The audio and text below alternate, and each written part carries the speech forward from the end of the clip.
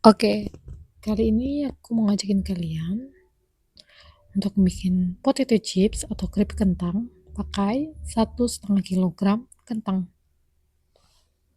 Ya iyalah, namanya juga potato chips. Masa pakai singkong? Cassava dong. Nah, pertama-tama kita harus cuci nih kulit-kulit kentangnya agar terhempas dari sisa tanah dan debu.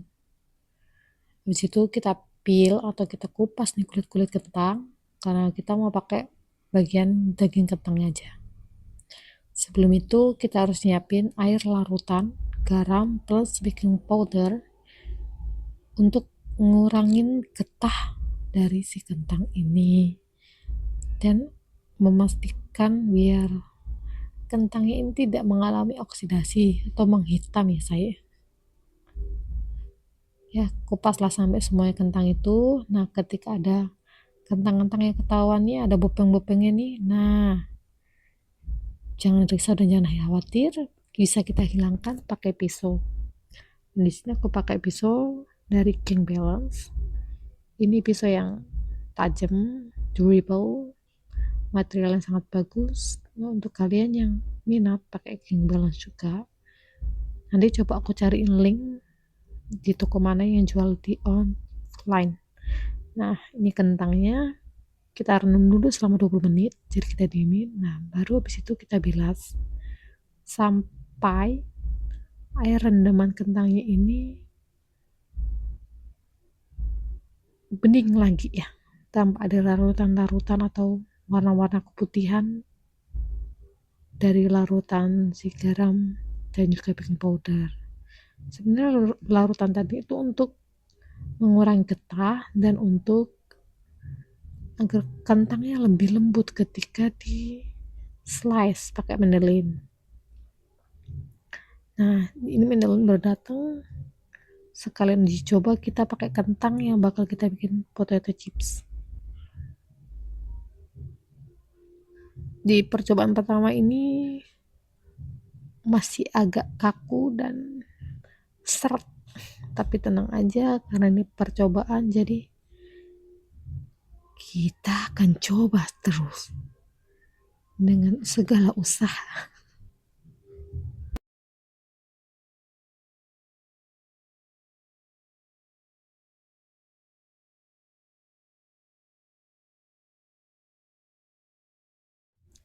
Nah, ini hasil kentang slice-nya tuh kurang lebih tuh bakal tipis banget karena tadi aku kayak pengaturan paling tipis atau paling thin. Nah, ini pokoknya kita lanjut aja sampai semua kentangnya habis. Nanti ya perkiraan kalau ada salah satu, ini nanti aku tunjukin seberapa sih tipisnya hasil dari slice-nya. Nah, itu dia transparan ketika kena cahaya, tapi ketika dipegang masih tetap kokoh ya. Kalian pernah makan emping? Nah, kayak gitu, kelihatan transparan, kokoh, tapi masih bisa dipegang.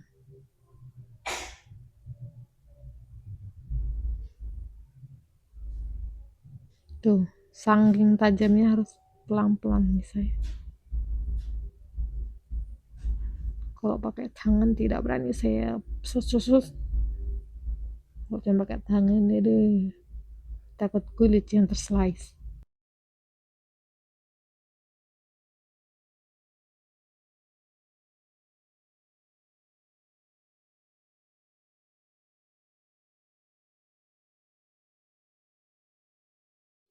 Nah, untuk hasil slice-nya, nah nih lihat, tipis kan, tapi masih bisa dipegang. Nah, ini kita rata-ratakan tuh, soalnya kan dia menumpuk di bawahnya mandelin tuh.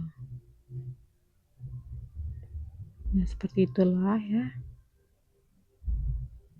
Nah, tipisnya tuh segitu. Nah, ini kita masukkan ke dalam baskom yang bersih air karena di dalam sini sudah penuh.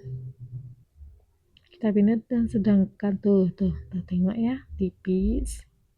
Ini kita pindahin karena masih ada yang harus di slide, tapi udah penuh ini kontainer bawah mendelainya.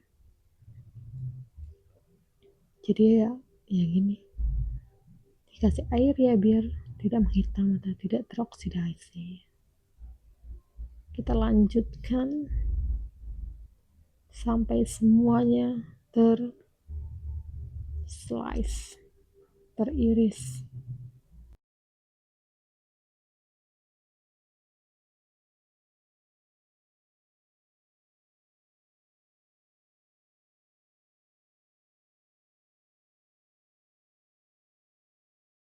Nah, ini bagian sebenarnya mau ngeliatin kayak mana sih slice detailnya tuh ketika jatuh ke kontainer bawah tuh. Nah, kayak gitu tuh.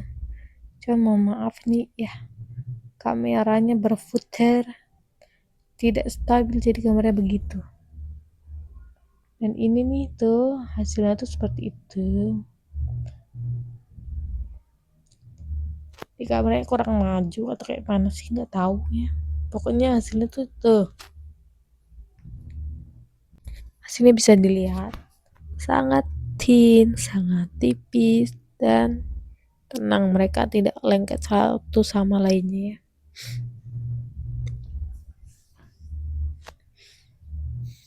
Ini harus segera diratain ke kontainer belakangnya. Soalnya kalau kayak gini nggak bisa masuk lagi. Tuh. Di sebenarnya tuh mau kayak macam-macam certify gitu. Dipercepat ya jadi nggak jadi deh. Mohon maaf hapuranya. Dilanjutin. Nah ini nih masalah kenapa ini si safety nggak bisa ke counter ketika awal-awal karena dia nggak masuk ke relnya, jadi dia lepas-lepas mulu. Nah waktu akhir-akhir ini nah dia masuk ke relnya lagi. Nah itulah kenapa tadi waktu awal dia lepas sana lepas sini sekarang tidak.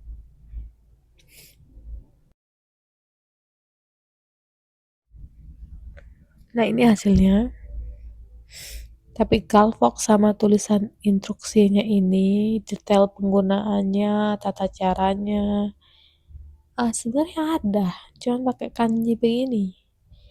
Jadi mohon maaf belum bisa bacanya.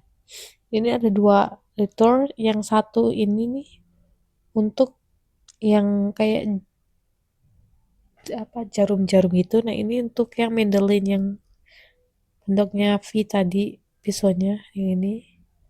Yang satu itu depannya itu tuh. Nah ini di dalam boxnya ini, box Mendelin ini yang bisa aku baca cuman multifunctional cutter sama beberapa angka dan huruf. Kalau untuk kanjinya belum bisa ya. Ini sebenarnya detail sih dia kayak mana cara penggunaannya.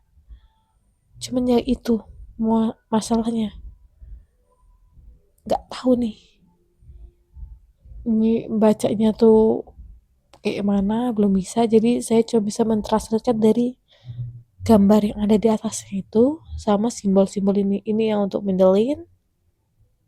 Itu ininya aparat pengamannya, safety-nya.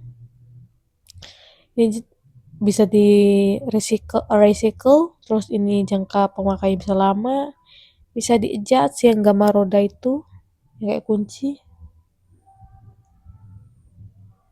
terus pembersihannya mudah yang gambarnya kayak itu tuh air drop water. Terus nih ada nih, kitchen is a good helper, my kitchen is a good helper. Ya dari semua kotak ini cuman ini. Nah terus ini ada kodenya nih 2882 apa 89. Nah ini secara detailnya dia kasih tahu fungsinya apa-apa aja. Untuk kalian yang bisa baca tolong komen ya. Ini untuk apa? Tapi nanti coba kita ini translatekan. Nah lanjut kita masak sisa-sisa kentangnya. Jangan kita terdistraksi oleh kanji-kanji itu yang membuat kepalaku pening. Ya ini saking tidak tahunya ya, sudah membaca box tetap saja begitulah. Nah ini tadi yang di baskom hijau tadi kita pindahkan ke panci magicom ini, wadah kentang awal. Karena tidak cukup, jangan lupa tambahkan air hingga menutupi si slice kentang ini ya, agar terendam, agar aman dan tidak berubah warna.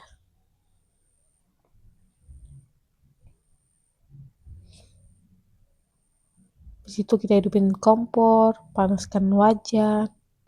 Jangan lupa untuk menggoreng kita perlu minyak. Masukkan minyak. Di sini aku masukin 1,5 liter dulu, tapi ternyata masih di bawah wajan.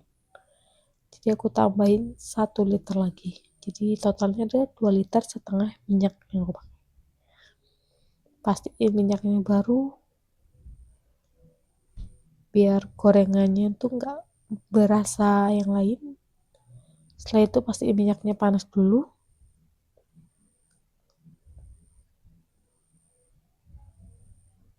Ini minyak yang ada di plastik minyak tadi, coba saya tuangkan sedikit pun tak apa.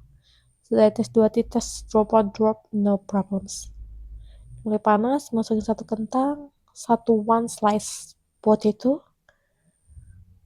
Kita lihat dulu buih-buih minyaknya udah banyak apa belum. Ketika udah mulai banyak, baru kita masukkan slice kentang selanjutnya. Nah ini udah mulai banyak, masukkan. Nah pastiin sampai semua kentangnya ini menutupi minyak dan mereka nyemplung ke minyaknya, nggak ngambang gitu.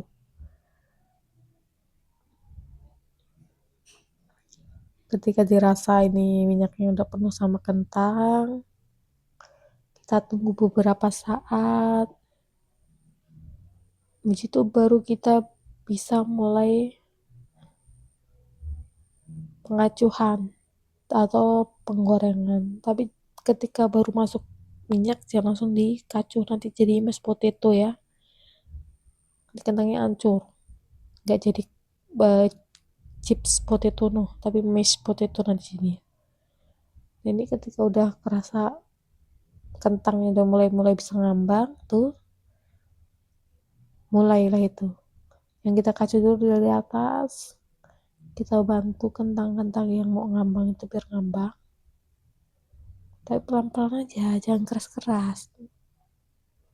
Kalau keras-keras tuh kentang jadi mashed potato ya. Itu udah mulai yang mau ngambang, udah mulai mau ngambang. Ini juga tandanya berarti minyaknya udah mulai panasnya stabil ya.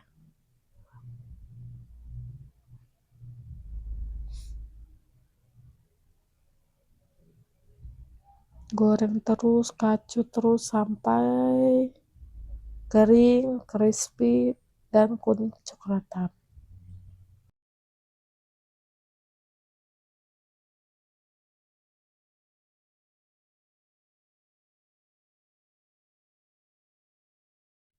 Nah ketika kentangnya udah kerasa mulai keras, ketika dikacu pakai sutil itu, nah kalian bisa tuh mulai bolak balik yang agak kasar, maksudnya kayak itu kan masih di satu posisi ya, kentangnya awal masuk minyak, nah itu baru bisa nanti dibolak, nah tuh digosreng.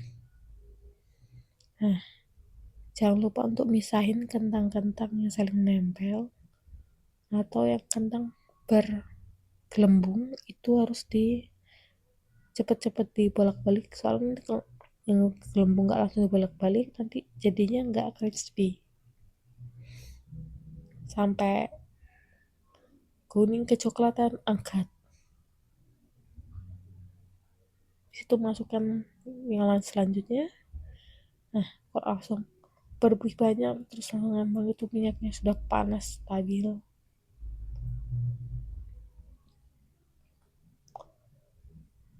Lanjutkan langkah penggorengan sampai semuanya tergoreng. Berarti ingat, yang sudah tiris langsung masukkan ke dalam toples, wadah atau jar kalian punya lah, serah, plastik pun boleh. Yang penting pasti dia tiris dan kering ya. Nanti ketika udah ketutup semua dalam toples atau jar, pasti dia dingin dulu baru kalian tutup itu jar sampai rapat. Kalau nggak nanti lembab. Kalau belum dingin, kalian tutup lembab nanti jadi melempem kayak crispy.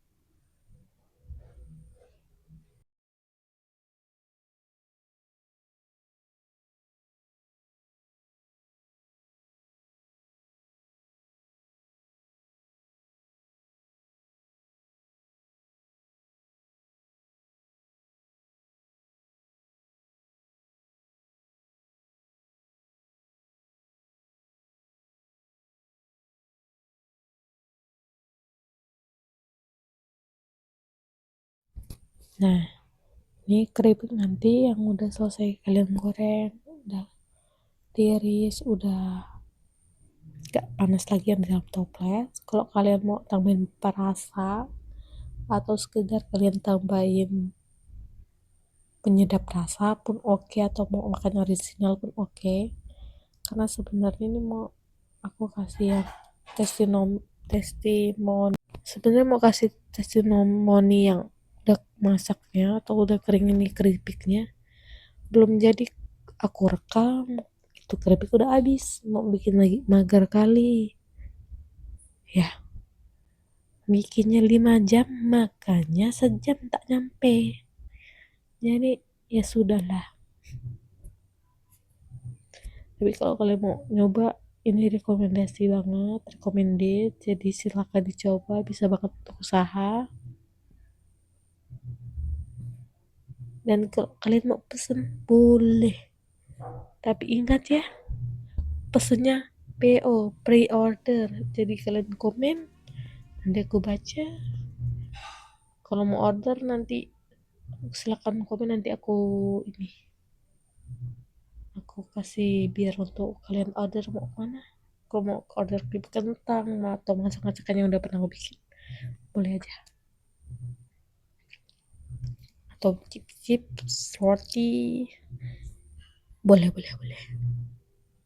Tenang saja, yang penting sesuai, nanti bisa menyesuaikan kalian mau yang sama seperti komposisi bahannya, kalian harus berani harga. Nah, untuk selanjutnya silahkan kalian mencoba dan bye bye.